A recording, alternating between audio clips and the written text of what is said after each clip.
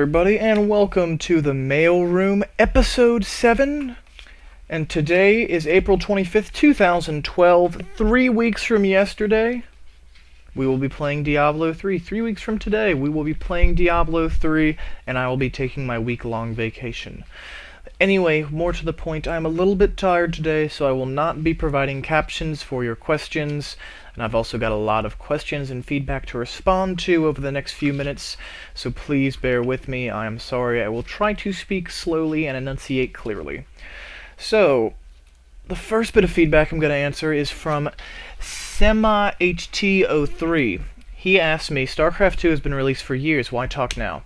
Well, I've wanted to do stuff for the StarCraft 2 community for a long time, and it's really starting to sink into me now that StarCraft 2, even after Diablo 3 is released, StarCraft 2 is not just going to be there, but StarCraft 2 is actually going to continue to thrive.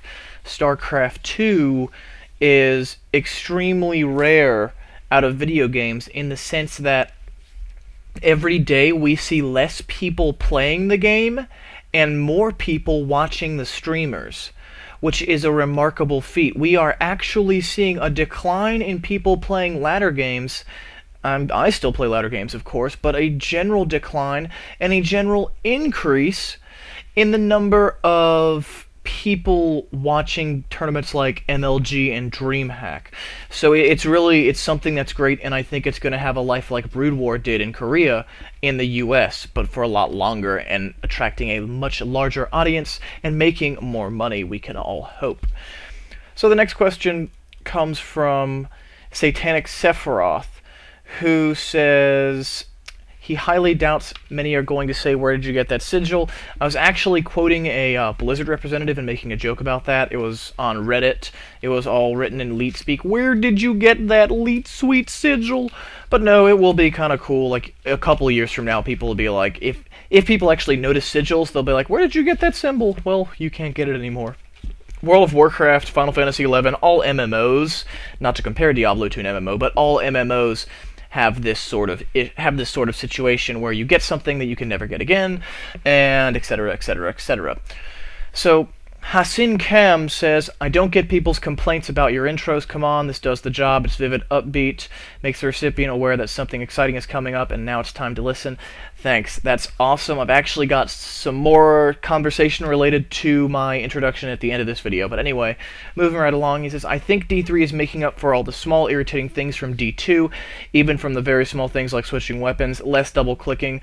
The things that worked excellent from WoW has been implemented in Diablo 3 pretty well. The quest structure, however, doesn't appeal to me. It's kind of inconvenient because the quest structure is pretty much set in stone. You do the quests in a certain order and you have to do them like that, or it just doesn't work. You have to do it exactly like they want you to do it, and you follow. It's not like World of Warcraft where you just go grab a handful of quests and run with them. You actually you do one quest and then another and then another and then another, and occasionally you pick up a side quest. But as a whole, you're generally just doing quests in a specific order.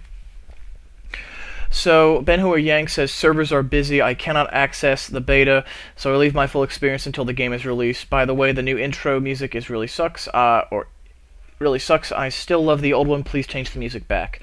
I'll talk about the music at the end of this video.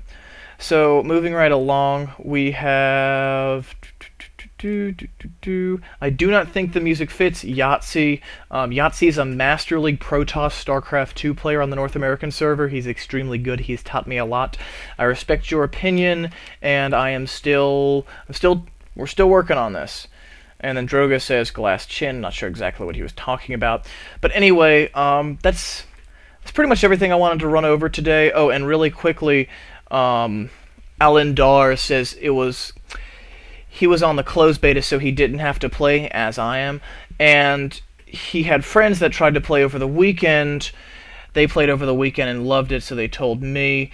but the game was having a lot of server issues, so he never got in, but his friends did. And this is sort of, I share a similar experience, Alandar. I actually played the game a little bit this weekend with my friends, but overall the biggest thing that this open beta weekend did is it let all the people that are close to me in my life that don't have beta access understand a lot more about this game that in most cases they too are already really hyped up for. And so I think this was a great thing for them. I think that overall this was a great publicity event for Blizzard. But anyway, really quickly, please tell me in the chat if you like my new introduction, which was on my last video, not this video. The Mailroom has its own introduction, so ignore this introduction, but on my video before this, please tell me what you think of the introduction. And whether you would like a dubstep song, the current one, or the TRISTRAM theme there.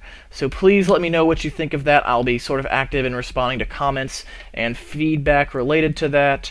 And if you like my videos, please subscribe, and I'll catch you next time. Bye-bye.